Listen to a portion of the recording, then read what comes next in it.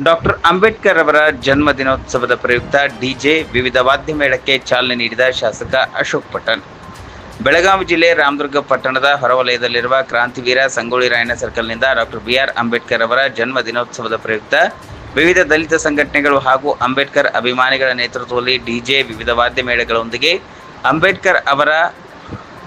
ಆಳೆತ್ತರದ ಭಾವಚಿತ್ರದ ಶೋಭಾಯಾತ್ರೆ ಕಾರ್ಯಕ್ರಮಕ್ಕೆ ಚಾಲನೆ ನೀಡಿದ ಶಾಸಕ ಮತ್ತು ಕರ್ನಾಟಕ ಸರ್ಕಾರದ ಮುಖ್ಯ ಸಚೇತಕ ಅಶೋಕ್ ಪಟ್ಟಣ್ ಕೇಕ್ ಕತ್ತರಿಸಿ ಸಂಭ್ರಮಾಚರಣೆ ಮಾಡಿ ಇದೇ ವೇದಿಕೆಯಲ್ಲಿ ಮಲೇಷಿಯಾದಲ್ಲಿ ಶಾಂತಿ ಪ್ರಶಸ್ತಿ ಪಡೆದ ಪತ್ರಕರ್ತರಾದ ಎಂಕೆ ಯಾದವಾಡ್ ಅವರಿಗೆ ಸನ್ಮಾನಿಸಿ ಗೌರವಿಸಲಾಯಿತು. ಈ ಸಂದರ್ಭದಲ್ಲಿ ಜನಪರ ಟ್ರಸ್ಟ್ ಅಧ್ಯಕ್ಷ ಸುಭಾಷ್ ಗೋಡ್ಕೆ, ಅಂಜುಮನ್ ಕಮಿಟಿ ನಿರ್ದೇಶಕ ಮೊಹಮ್ಮದ್ ಶಫಿ ಬೆಣ್ಣಿ, ಎಚ್ಎಂಸಿ ರಾಜ್ಯ ಉಪಾಧ್ಯಕ್ಷ ಎಂಕೆ ಯಾದವಾಡ್, ಸಚಿನ್ ಯಾದವಾಡ್, ಚಿದು ದೊಡ್ಡಮನಿ, ಪ್ರಶಾಂತ್ ಕಲಾದ್ಗಿ, ಗಣೇಶ್ ದೊಡ್ಡಮನಿ, ಟಿಪ್ಪು ಸುಲ್ತಾನ್ ಸಂಘಟನೆ ಅಧ್ಯಕ್ಷ ಅಲ್ತಾಫ್ ಜಾಗೀರ್ದಾರ್, ಜಹೀರ್ ಪೆಂಡಾರಿ, ಅಲ್ ಮದನಿ ಟ್ರಸ್ಟ್ ಅಧ್ಯಕ್ಷ ಸದ್ದಾಂ ಕಲೀಫ್, ಕಾರ್ಮಿಕ ಮುಖಂಡ ಗೈಬು ಜೈನೇಖಾನ್, ಪತ್ರಕರ್ತರಾದ ಸೋಹಿಲ್ ಬೇರಕ್ದಾರ್, ಆನಂದ್ ಕೋಲಾರ್,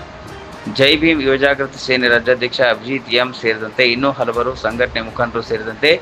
ದಲಿತ ಮುಖಂಡರು ಉಪಸ್ಥಿತರಿದ್ದರು. ವರದಿ ಆಫ್ತಾಬ್ ಸರ್ಮುಲ್ಲಾ, ರಾಮದುರ್ಗ.